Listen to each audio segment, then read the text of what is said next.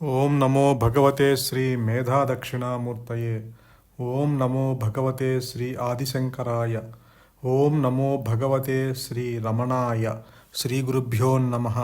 ఈ శరీరము ఎప్పుడో ఒకప్పుడు కట్టెలో కాలి బూడిదవుతుంది, అంటే ఆ అగ్నిలో దహించబడుతుంది. కానీ ఈ దేహాత్మ బుద్ధి దహించాలి అంటే దానికి జ్ఞానాగ్ని కావాలి.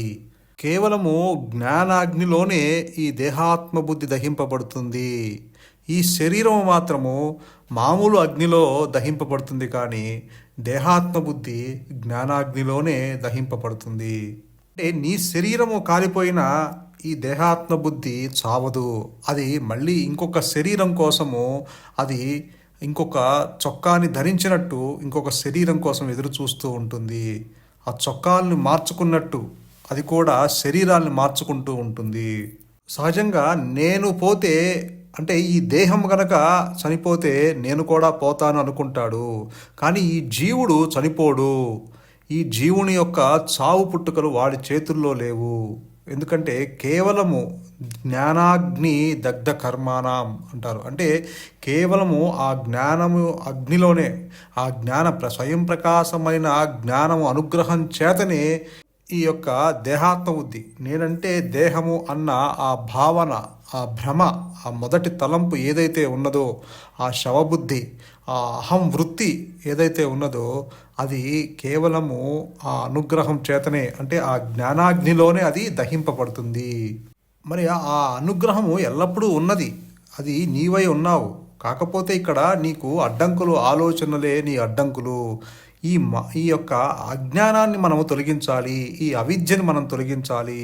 ఈ అవిద్యని కేవలము ఆ జ్ఞానం యొక్క అనుగ్రహంతోనే అది తొలగింపబడుతుంది. కాకపోతే ఈ జీవుడు తన ప్రయత్నం అంటూ కొంతవరకు కృషి చేయాలి. ఇక్కడ ఈ జీవుడికి, ఈ మానవుడికి చిత్తశుద్ధి కావాలి.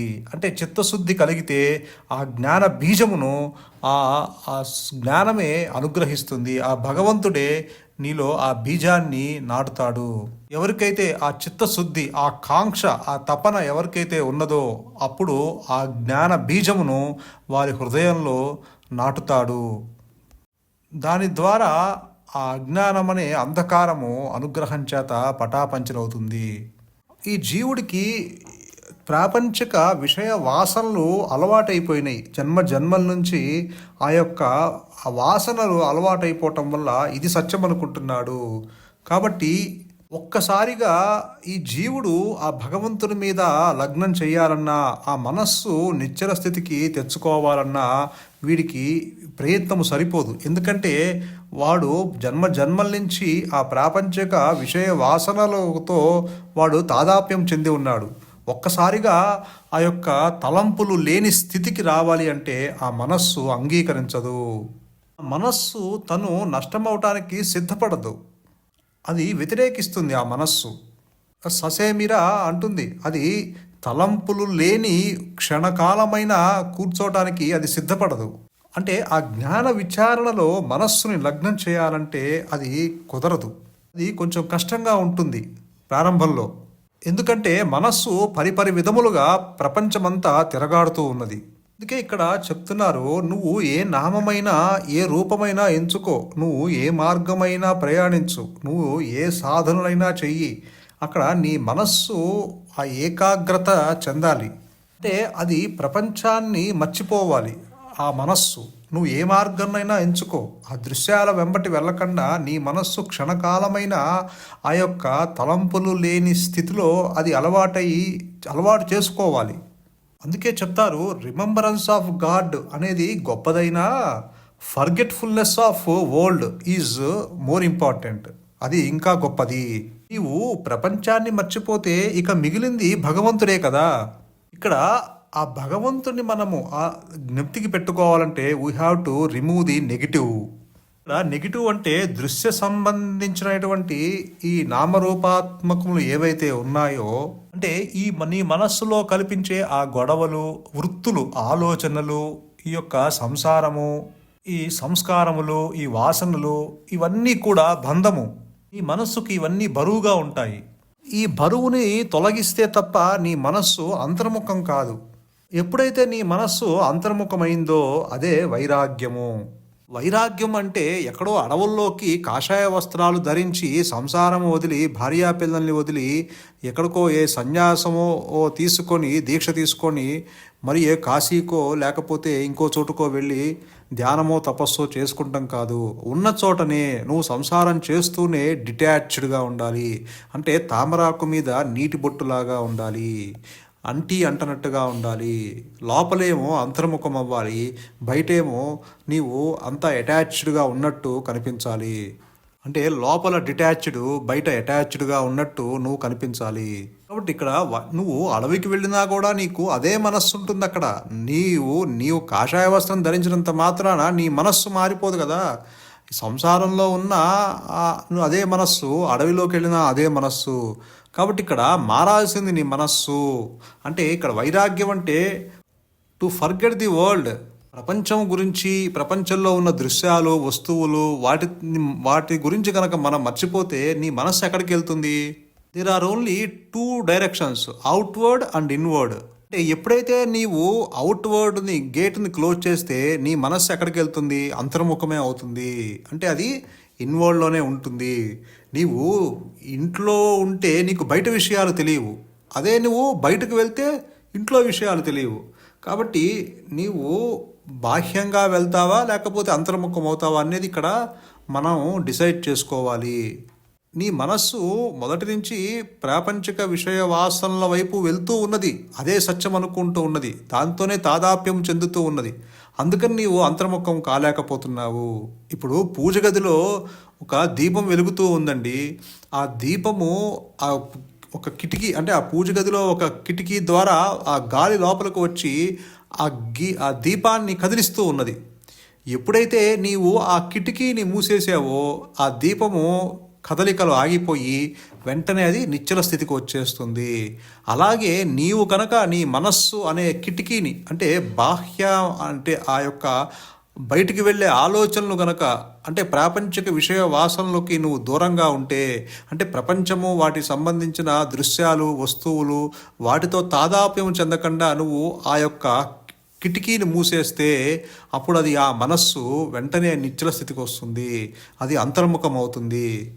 కాబట్టి నీవు మనస్సును నిగ్రహించాలంటే వైరాగ్యము చాలా మోస్ట్ ఇంపార్టెంట్. అంటే బయటకి సంబంధించిన వృత్తులు, ఆలోచనలు గనక నీవు మర్చిపోతే నీ మనస్సు ఏకాగ్రతతో ఆ భగవంతుడితో అది అంతర్ముఖం అవుతుంది. ఎందుకంటే నీవు వితౌట్ ఆ గ్రేస్, ఆ బ్లెస్ లేకుండా, ఆ భగవంతుని యొక్క అనుగ్రహం లేకుండా it is very impossible to realise. మన హృదయంలో ఆ ఆత్మజ్ఞానం ఎప్పుడు కలుగుతుందంటే కేవలము ఆ జ్ఞానం యొక్క అనుగ్రహంతోనే అది కలుగుతుంది. అది తనకు తానుగా వ్యక్తమైనప్పుడు అక్కడ ఈ వ్యక్తి భావన, ఈ జీవ లక్షణాలు ఇక ఉండవు.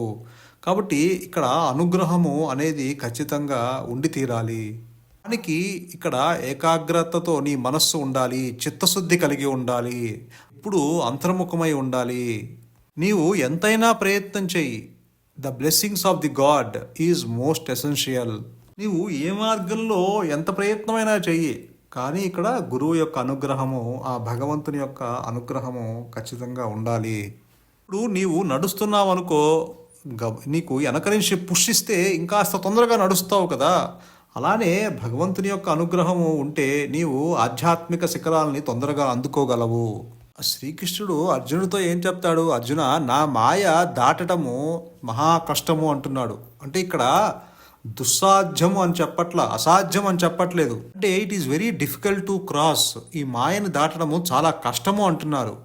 ఇది అసాధ్యము అని చెప్పట్లేదు. ఇప్పుడు చేపల వాడు వల వేశాడు, వల వేస్తే ఆ దూరంగా ఉన్న చేపలన్నీ వలలో పడతాయి. కానీ చేపల పట్టేవాడి దగ్గర కాళ్ళ దగ్గర ఉన్న చేపలు పడవు ఆ వలలో.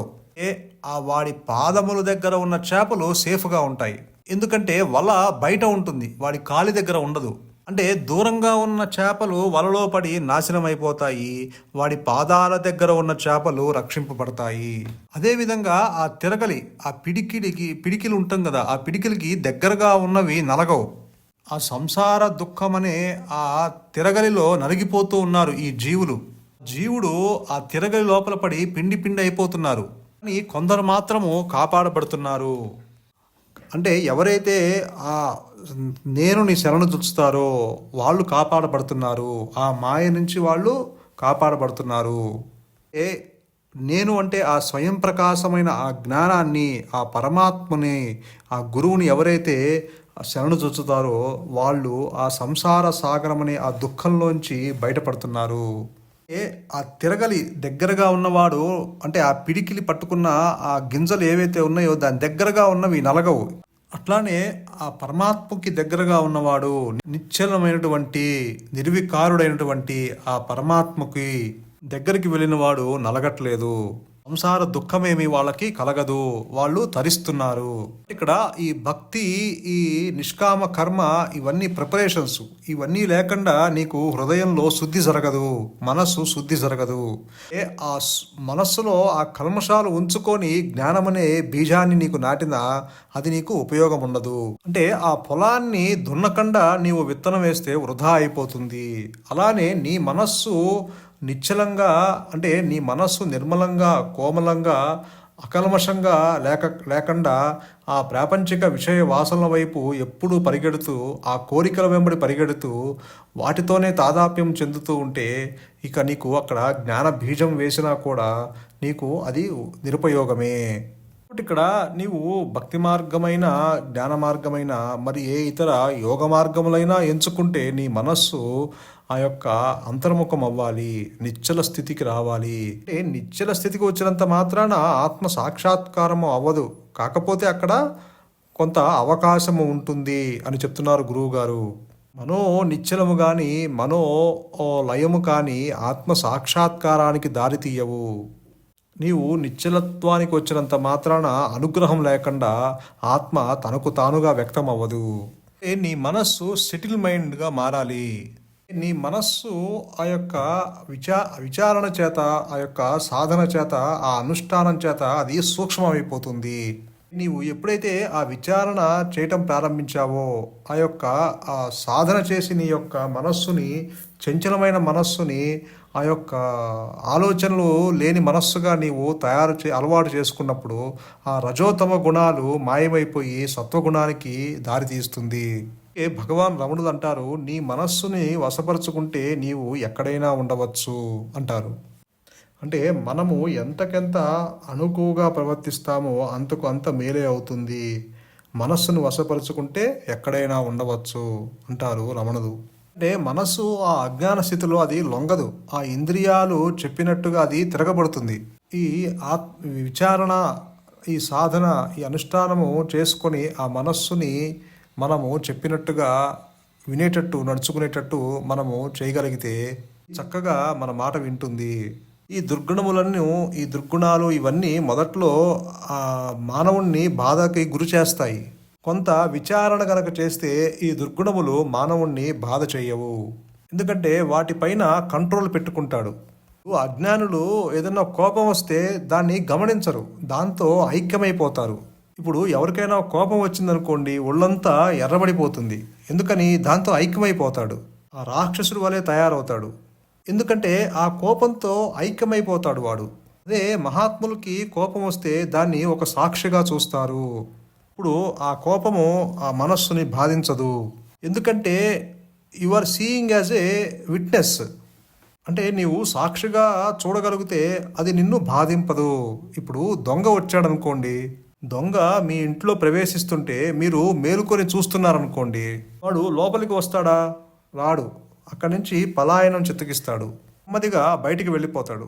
అట్లాగే మనం కూడా ఆ విట్నెస్గా చూస్తే ఈ వికారములు మనల్ని ఏమీ బాధ చేయవు, తొలగిపోతాయి. ఆ దొంగ బయటికి వెళ్ళిపోయినట్టు ఇవి కూడా వెళ్ళిపోతాయి. అజ్ఞాని ఏం చేస్తారంటే వాడు దానితో ఐక్యమైపోతాడు, దాన్ని విట్నెస్గా చూడడు. ఈ వికారములు, కోపము, కామము, లోభము, ఇవన్నీ కూడా అటువంటివే. కొంచెము విచారణ చేయకుండా ఆ విట్నెస్గా చూడకుండా ఉన్నారా, ఇవన్నీ మీద వచ్చి పడతాయి. అంటే ఈ అరిషట్ వర్గములు, ఈ వికారములు మిమ్మల్ని మింగేస్తాయి. మీరు కనుక అజాగ్రత్తగా ఉంటే అవి మిమ్మల్ని మింగేస్తాయి. మీరు కనుక అవి వచ్చినప్పుడు జాగ్రత్త పడి వాటిని సాక్షిగా చూస్తే ఈ కోపతాపాలు ఇవన్నీ మిమ్మల్ని ఏమీ చేయలేవు. కొంత విచారణ చేసి, ఓ వికారములారా జాగ్రత్త, మీరు నాలో ప్రవేశించారా, మీ పని అయిపోయినట్టే అని కొంత విచారణ చేసి చూశాడా, అవి పారిపోతాయి. అయితే ఈ వికారములన్నీ తగ్గిపోతాయో నీ మనస్సు సూక్ష్మమైపోతుంది, అది హృదయాభిముఖంగా ప్రయాణిస్తుంది. ఎప్పుడైతే నీ మనస్సు ఆ వికారములు తగ్గించుకొని ఆ యొక్క ప్రాపంచిక విషయాలందు దోషదర్శనం చేస్తూ వాటిని తొలగించుకొని నీ అంతర్ముఖమయ్యి ఆ హృదయం వైపుకి అది ప్రయాణిస్తూ ఉంటుందో, అప్పుడు ఖచ్చితంగా భగవంతుడు 4 అడుగులు ముందుకు వేసి నీ మీద అనుగ్రహం కురిపించి తన స్వరూపాన్ని నీ స్వరూపంగా అక్కడ వ్యక్తపరుస్తాడు. ఎప్పుడైతే తనకు ఆ ఆత్మ అనుగ్రహం చేత తనకు తానుగా వ్యక్తమైనప్పుడు ఇక ఈ జీవుడు మిగలడు. ఈ అహంకారము, ఈ అహంభావం అనేది ఇక తల ఎత్తదు. ఎందుకంటే వెలుగు ఉన్న చోట చీకటి ఉండదు, అలాగే జ్ఞానము ఉన్న చోట ఇక అజ్ఞానము ఉండదు. మళ్ళీ అది పుట్టదు. అంటే ఆ భ్రాంతి తొలగిపోతుంది. నేనంటే దేహము అన్న భావన, ఆ మొదటి తలంపు ఎప్పుడైతే తొలగిపోయిందో, ఇక ఆ పరిపూర్ణమైన జ్ఞానము ముందుండి ఈ యొక్క జీవుణ్ణి నడిపిస్తూ ఉంటుంది. ఇక జీవుడు ఉండడు, ఆ దేహాన్ని నడిపిస్తుంది, ఆ ప్రారబ్ధాన్ని నడిపిస్తూ ఉంటుంది. కాబట్టి ఇదంతా the self that does everything. నీలో ఆ మార్పును తీసుకొచ్చి నిన్ను మట్టుపెట్టి అది తనకు తానుగా అది ప్రకాశిస్తుంది. నీ స్వరూపంగా అక్కడ అనుగ్రహం చేత అది ప్రకాశిస్తుంది. సంతోషం. మౌనమే శరణ్యం. మౌనమే నీ సహజత్వం.